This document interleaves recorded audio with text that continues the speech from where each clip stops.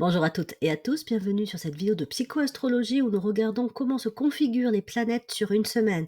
Donc nous allons voir ensemble pendant ce mois du Sagittaire, qui se rapproche de sa fin, comment les planètes vont lui donner un côté particulièrement intéressant pour explorer, voire être inspiré vers ce que pourrait être 2024 pour chacun d'entre nous. Alors, je ne vais pas faire dans le prédictif parce que c'est pas ma façon de procéder et d'aborder l'astrologie.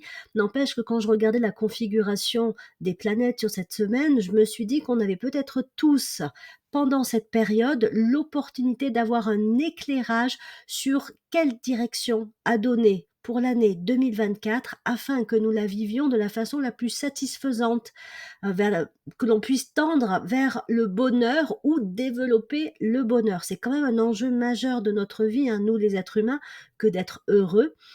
Et pourquoi je vous dis ça? Alors, reprenons un petit peu les configurations globales. Donc, à partir du 13 décembre, nous rentrons dans le troisième décan du Sagittaire, qui est gouverné par le Soleil.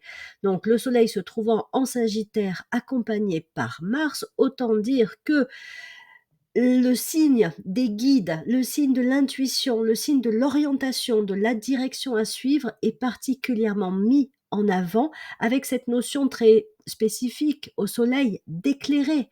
Et donc avec éclairer, on a aussi les notions de prendre conscience, comprendre, mettre en lumière. Donc il me semble que cette année, en tout cas cette semaine plutôt, serait une année d'éclairage. Alors à la fois sur le chemin passé, on est toujours avec le Sagittaire sur le fait d'être à un carrefour avec la notion de je peux me retourner pour regarder le chemin parcouru et je peux regarder devant moi pour essayer de déterminer quelles seraient les meilleures voies, la meilleure voie à prendre. Je dis les meilleures voies parce que c'est valable aussi bien sur le plan personnel, affectif, de la santé, du travail, enfin sur tous les plans. C'est pour ça qu'en fait, on ne prend pas qu'un chemin, si je puis dire. On en prend plusieurs à la fois pour avancer dans notre vie et, je l'espère pour tout un chacun, être le plus heureux possible.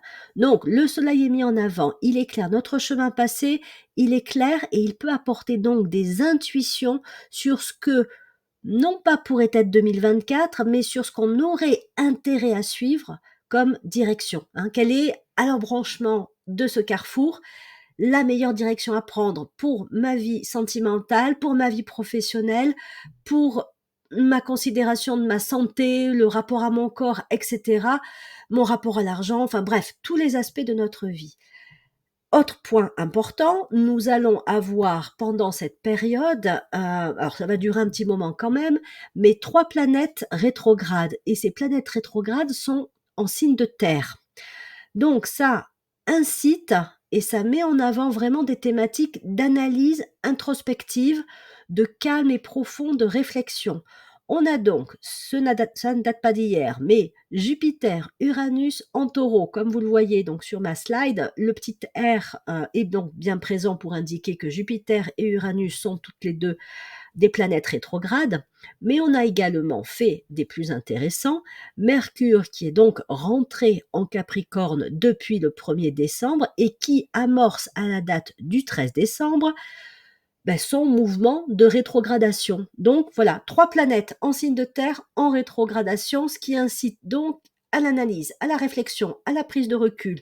Mais là c'est pareil, autant sur le chemin passé que de prendre le temps de s'écouter, si je puis dire, intérieurement pour déterminer et pour se laisser inspirer par des intuitions qui nous guideraient vers nos chemins à prendre pour 2024.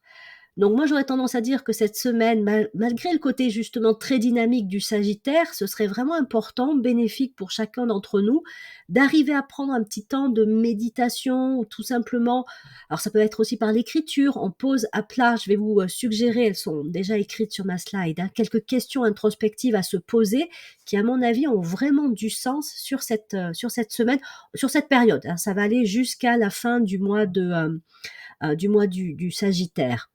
Donc, on est dans une phase où on peut, avec le Capricorne et le Taureau, aussi bien se questionner sur le plaisir et sur le sens.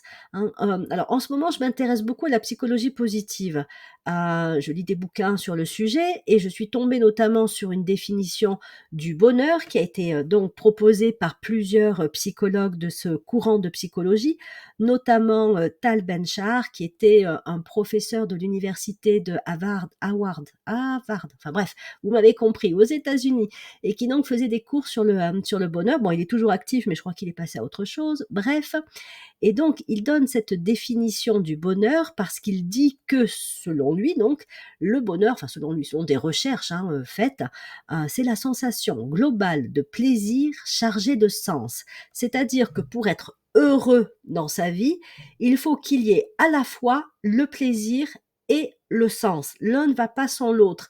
Si on n'a que du plaisir, ben on peut être content, satisfait, etc. Mais fondamentalement heureux, il va manquer quelque chose. La notion de sens est aussi importante. Et si on n'est que dans le sens, ben peut-être effectivement que notre vie aura une signification, une certaine importance, une certaine profondeur, mais ça risque un peu d'être parfois lourd. Hein. C'est comme quelqu'un qui est hyper responsable, ça a du sens pour lui, mais il n'y a pas beaucoup de fun quelque part. Donc, l'idée, c'est d'arriver à trouver les deux.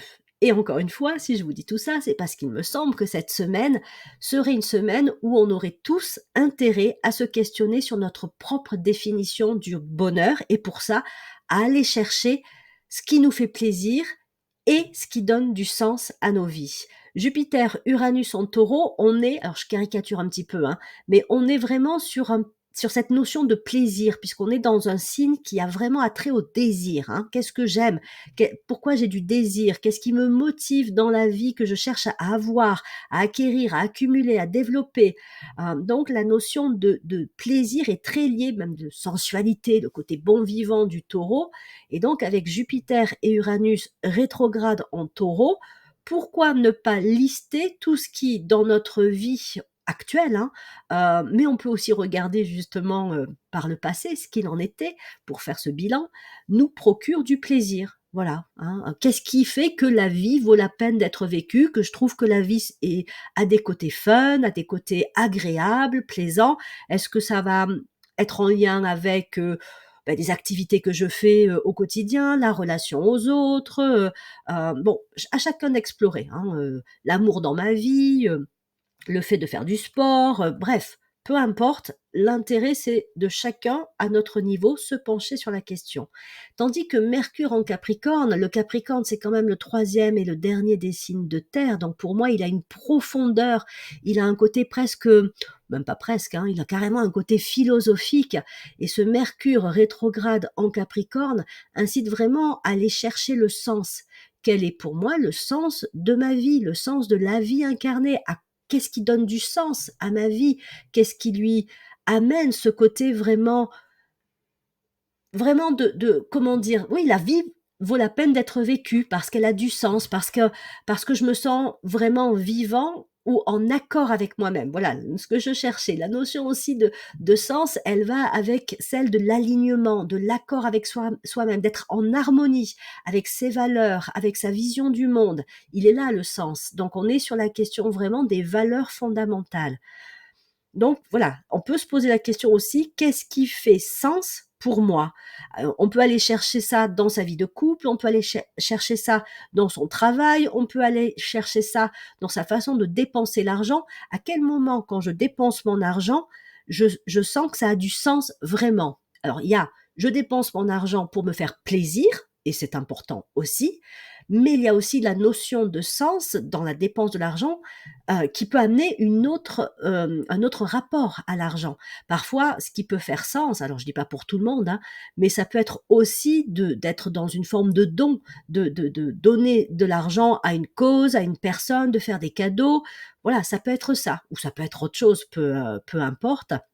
Mais bref, qu'est-ce qui fait sens et qu'est-ce qui procure du plaisir perso, pro, santé, enfin bref, tous les niveaux qui sont importants dans nos vies et qui font qu'on a ce sentiment aussi d'avoir une vie équilibrée. Donc, on fait ce bilan, en tout cas c'est ma proposition, par rapport au chemin qu'on a parcouru, sachant qu'effectivement on a évolué, donc il y a peut-être des choses qui nous procuraient du plaisir ou faisaient sens pour nous avant, mais qui ne le font plus aujourd'hui. Alors parfois, enfin, quand je discute avec des personnes sur leur travail, il y a parce que c'est aussi mon boulot en tant que psycho du travail, hein, il y a des personnes qui me disent que oui, avant leur travail, il avait, telle importance pour eux parce qu'il faisait sens avec ceci ou avec cela, mais avec le temps, il y a une espèce soit d'usure, soit on a fait le tour de la question, soit on a d'autres aspirations qui commencent à se manifester et donc la question du sens et la question du plaisir, elles évoluent. Donc c'est intéressant aussi de se dire que peut-être là, on est dans des phases aussi évolutives où on est en train de passer à autre chose et dans ces cas-là, ce soleil en Sagittaire peut nous permettre aussi, pour peu que vraiment on prenne le temps d'être encore une fois dans cette analyse introspective écrite de bilan, de se dire que oui, effectivement, là, je sens bien que j'ai envie d'autre chose. Même quand je discute avec mes collègues de travail, je perçois chez elles bien souvent, enfin en ce moment particulièrement, je pense que c'est vraiment l'effet du Sagittaire, c'est-à-dire que c'est pas quelque chose de récent, mais c'est quelque chose qu'elles me disent plus actuellement, une espèce parfois de lassitude par rapport à des activités qu'elles font, parce que ça fait un moment qu'elles le font, parce qu'elles ont l'impression de tourner un petit peu en rond, parce que oui, c'était plaisant, agréable avant, et bien elles ont peut-être beaucoup appris aussi en ayant ces activités-là, mais là, c'est un peu comme si elles se cherchaient une nouvelle voie. Donc je me dis, en entendant ça de leur part, en entendant ça ailleurs aussi, hein, d'autres personnes, que, au vu de la configuration actuelle des planètes sur cette période de décembre, on aurait peut-être tous tout intérêt à se poser des questions sur la direction à prendre et en fait, hein, cette fameuse question du bonheur, plaisir et sens en même temps et partagé. Voilà, c'était ce que j'avais envie donc de vous proposer pour cette semaine. Je rajouterai juste qu'avec Mars, ben oui, il peut y avoir l'envie d'y aller, l'envie de donc attention à la précipitation. Enfin, les planètes rétrogrades nous invitent quand même à prendre le temps de se poser les questions essentielles. Donc, il faut pas bâcler ce travail-là en se disant, ben, c'est peut-être une lubie ou j'ai peut-être passé à autre chose ou tiens, je vais faire ça, je vais foncer là-dessus, mais c'est peut-être pas la bonne voie ou c'est peut-être juste un peu quelque chose de superficiel. Ne pas oublier aussi que Vénus étant en Scorpion, c'est également une configuration qui amène de la profondeur dans l'analyse parce que le Scorpion, c'est le signe qui lève les voiles. Hein, c'est le signe lever les voiles, pas dans le sens du bateau, hein, mais dans le sens de voir ce qui est caché, ce qui est mystérieux, pour vraiment déceler aussi au-delà de ce qu'on sait déjà, rentrer dans presque notre propre intimité, nos besoins fondamentaux, voilà, qui cherchent à émerger mais qui sont pas encore clairement conscientisés. Donc Vénus en Scorpion contribue également à cette quête de sens et à cette recherche aussi de ce qui est plaisant pour nous dans dans la vie et dans cette période de notre vie. Donc voilà, c'était ma proposition pour la semaine. Je vous invite donc à prendre le temps pendant cette période de vous questionner, de méditer, d'écrire sur, ce que je vous ai proposé là, que vous avez donc, devant les yeux. Qu'est-ce qui a du sens pour moi? Qu'est-ce qui me fait plaisir? Quels sont aussi mes atouts, mes forces, hein? Avec le Capricorne, on a aussi cette notion de compétence, de capacité. Qu'est-ce que je sais bien faire? Qu'est-ce qui me fait vibrer? Qu'est-ce qui me nourrit intérieurement? Et puis, ben voilà, s'il y a des choses qui viennent, regardez si ça vous donne une ou plusieurs directions à suivre pour 2024, des actions que par la suite vous pourrez entreprendre, des changements que vous pourrez opérer dans votre vie ou des étapes que vous pourriez franchir. Hein. On est aussi dans un élan de progression possible. Voilà, cette fois pour de bon, je m'arrête. J'ai terminé avec cette vidéo consacrée aux influences astrologiques sur la semaine du 11 au 17 septembre 2023. Et donc, il ne me reste plus qu'à vous souhaiter une belle semaine et une semaine pour laquelle le bonheur s'éclaircit pour tout un chacun. À bientôt!